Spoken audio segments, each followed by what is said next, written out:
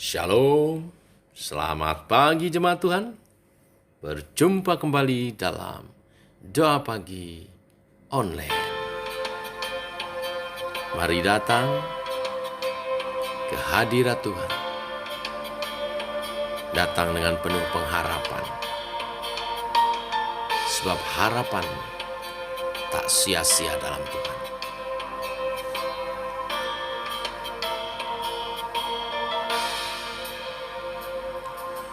Kasih-Mu, karya-Mu nyata dalamku.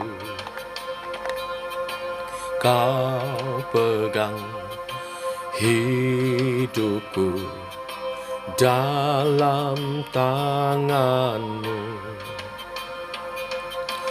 Darah-Mu, salib-Mu tebus hidupku.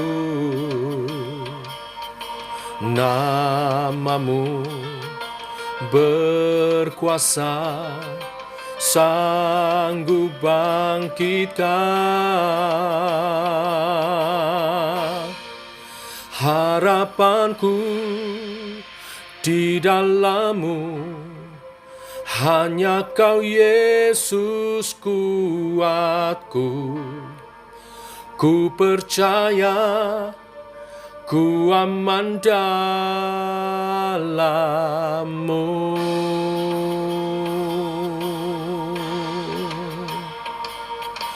Kasih-Mu, karya-Mu nyata dalamku.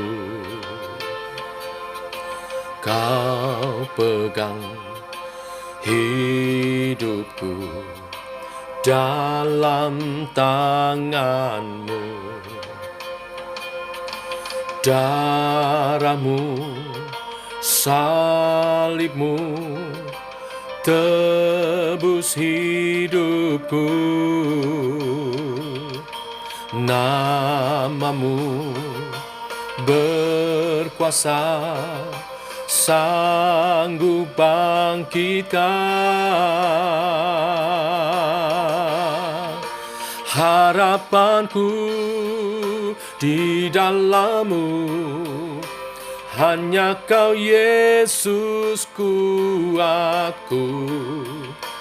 Ku percaya, ku aman dalam-Mu.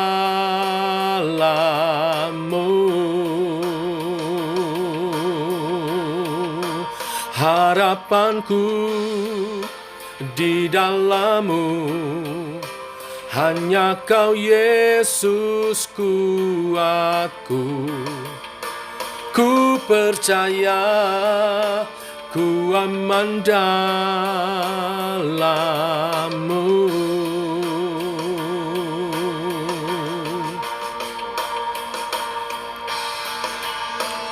Ku percaya, ku aman dalam-Mu Tuhan. Ya, ku percaya, pengharapanku takkan sia-sia. Tak pernah gagal rencana-Mu, terangi jalanku, kuasa-Mu sempurna. Pengharapanku takkan hilang, sebab masa depanku Kau sediakan. Tak pernah gagal rencana-Mu, terangi hidupku, kuasa-Mu sempurna. Amin. Pengharapanku takkan hilang, sebab masa depanku dalam-Mu. Harapanku di dalam-Mu, hanya Kau Yesus kuatku.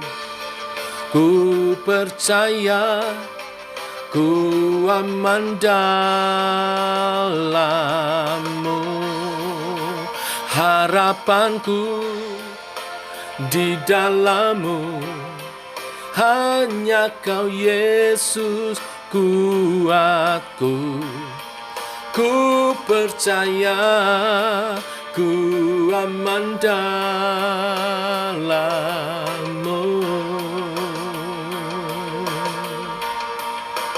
Ku percaya ku aman dalam-Mu.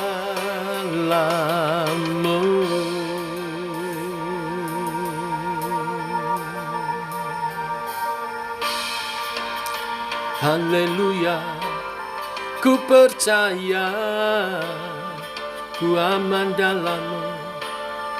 Pengharapanku takkan sia-sia dalam-Mu, Yesus.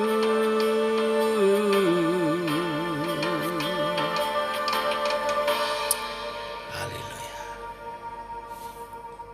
Demikian kami percaya Tuhan dan menaruh pengharapan kami dalam-Mu Tuhan.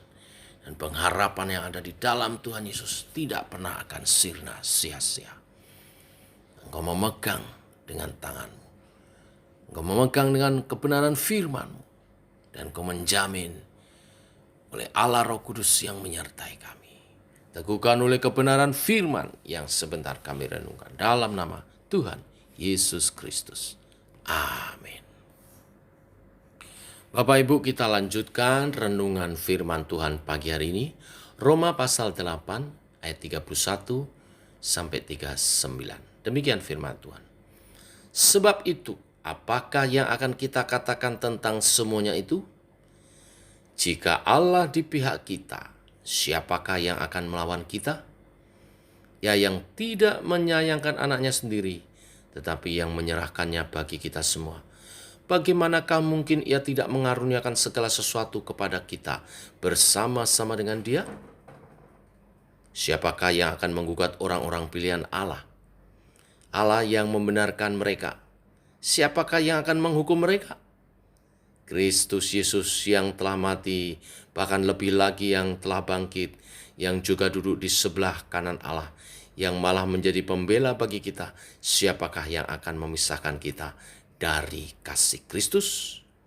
Penindasan, atau kesesakan, atau penganiayaan, atau kelaparan, atau ketelanjangan, atau bahaya, atau pedang?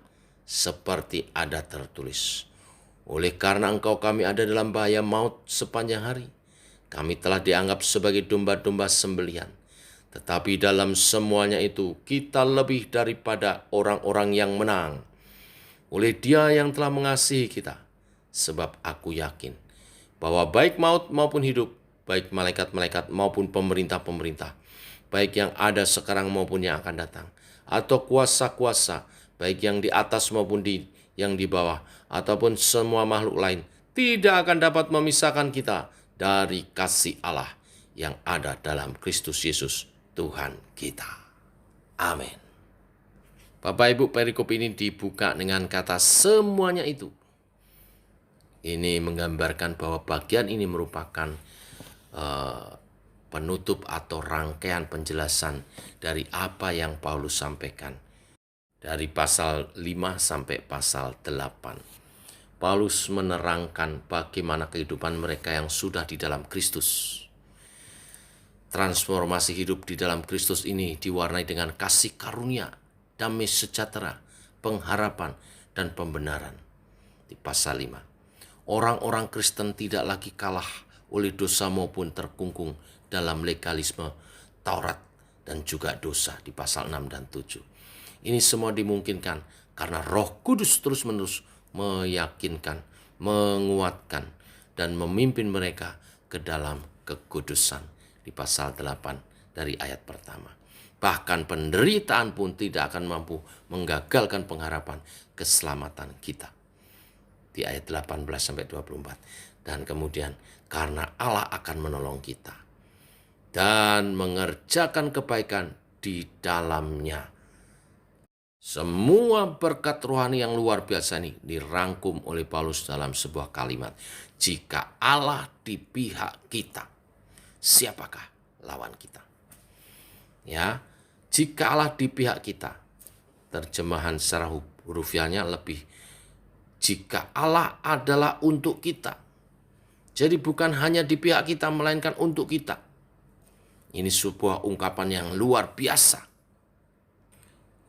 Inilah yang menjadi keamanan bagi orang percaya.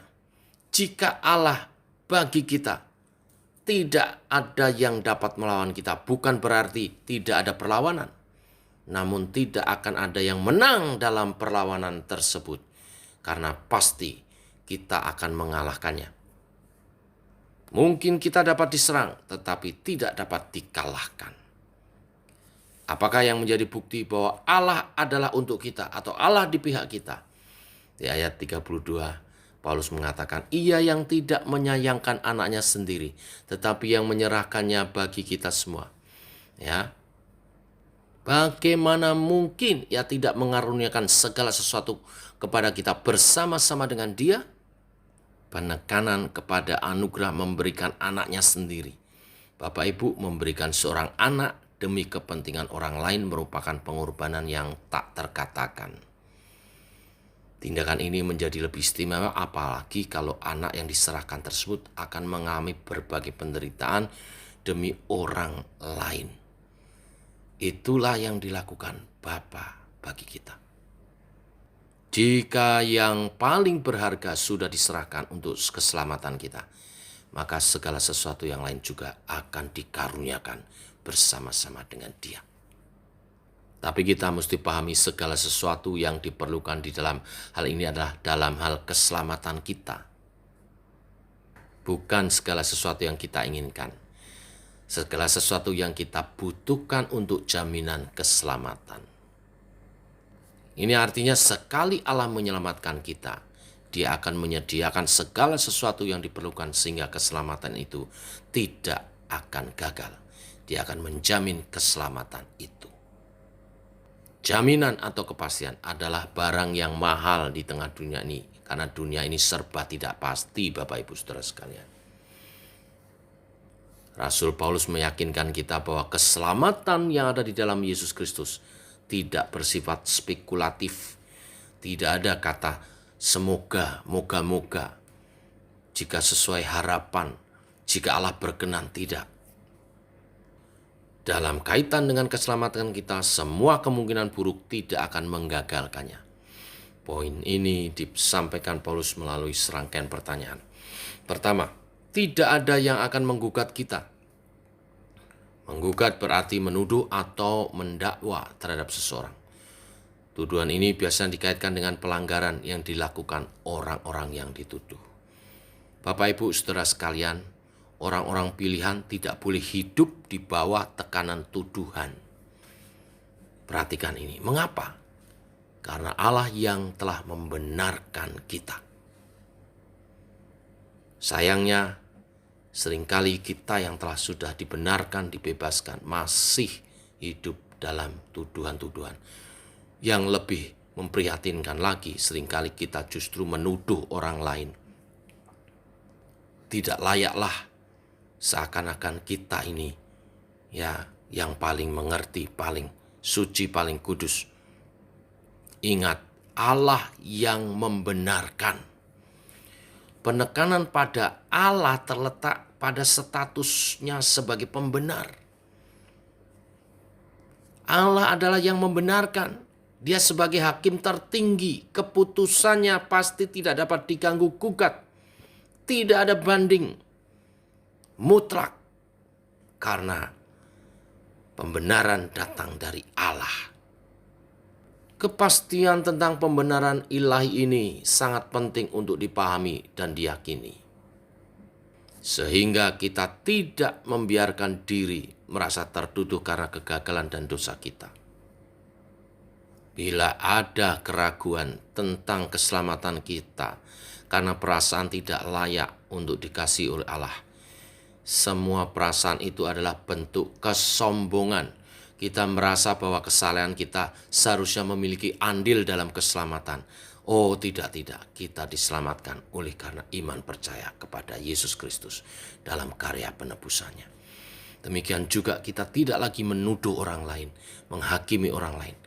Ketika orang itu telah percaya kepada Yesus Kristus. Bapak Ibu, kasih anugerah Allah tidak bersyarat, tidak tergantung kepada kebaikan kita. Oh ya, kita harus berbuat baik, benar, sebagai orang-orang yang telah ditebus, bukan untuk memperoleh keselamatan itu, karena keselamatan adalah anugerah. Selanjutnya dijelaskan di ayat 33-34, tidak ada penghukuman bagi kita. Kepastian ini kita peroleh bukan berdasarkan apa yang kita lakukan bagi Allah, melainkan apa yang Kristus telah lakukan bagi kita. Karya penebusannya sempurna bagi kita. Ia mati, bangkit, naik ke surga, duduk di sebelah kanan Allah Bapa. Kematiannya menyelesaikan persoalan terbesar kita, yaitu dosa. Kebangkitannya mengalahkan ketakutan terbesar kita, yaitu maut. Dan kenaikannya ke surga membuktikan bahwa segala kuasa ada di bawah kakinya. Tidak ada satu kuasa pun yang berpotensi mengganggu kedaulatannya. Dan akhirnya, tidak ada yang dapat memisahkan kita dari kasih Kristus. Poin ini tampaknya lebih ditekankan oleh Paulus dibanding poin-poin sebelumnya. Paulus menjelaskan tidak ada yang dapat memisahkan kita dari kasih Kristus. Tidak ada yang menghindarkan kita dari kasih Kristus. Segala macam kesusahan dan penderitaan pun tidak. Bahkan kematian pun tidak.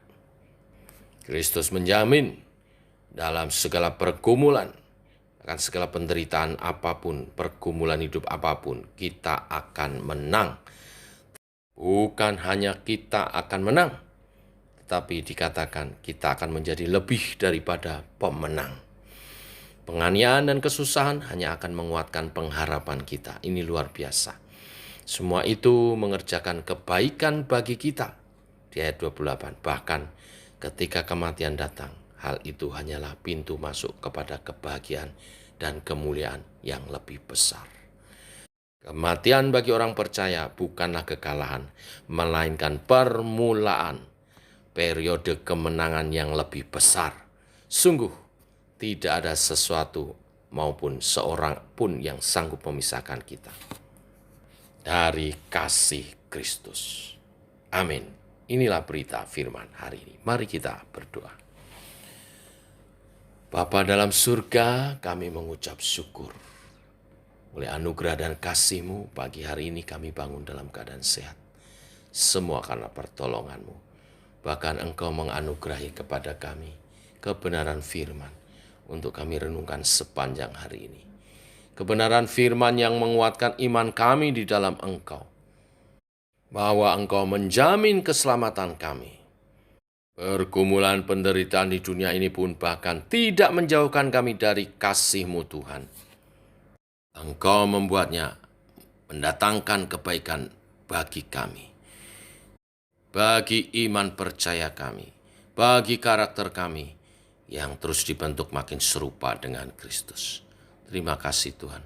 Kesempatan yang baik kami bawa dalam doa, usaha pekerjaan daripada umat Tuhan. Seperti firman Tuhan hari ini, walau tak lepas dari pergumulan, kami yakin percaya pemeliharaanmu yang nyata. Kami yakin percaya berkat-berkat-Mu yang dilimpahkan. Dan itu semua mendukung untuk keselamatan kami makin dikokohkan. Iman percaya kami makin dikokohkan. Oleh sebab itu Tuhan berkatilah usaha pekerjaan umat-Mu. Karena dengan usaha pekerjaan umat-Mu ini, umat-Mu bersyukur dan menjadi saksi kemuliaan nama-Mu. Mendukung pekerjaan Tuhan lebih dimuliakan dan diluaskan. Sehingga pengkabaran Injil, pewartaan Injil, Tuhan boleh makin diluaskan dan banyak orang dimenangkan bagi Engkau. Berkati yang membuka tokonya hari ini, yang membuka showroomnya hari ini, yang bekerja sebagai aparatur sipil negara, karyawan swasta, perusahaan-perusahaan, atau yang berwirausaha, yang mengelola perusahaan. Tuhan berkati, Tuhan limpahkan berkat-Mu, sehingga tidak ada yang berkekurangan, bahkan berkelimpahan untuk kemuliaan nama-Mu Tuhan.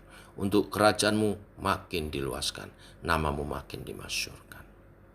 Jaga, lindungi semua, dari virus corona, Omikron khususnya, supaya kami hidup sehat, dapat berusaha, dan dapat memuliakan Tuhan. Demikian Tuhan, doa kami serahkan menyertai sepanjang kehidupan kami hari ini. Dalam nama Tuhan Yesus Kristus kami berdoa. Amin. Demikian saudara, doa pagi kita. Selamat pagi, selamat berjalan bersama dengan Tuhan. Shalom, tetap sehat, tetap semangat.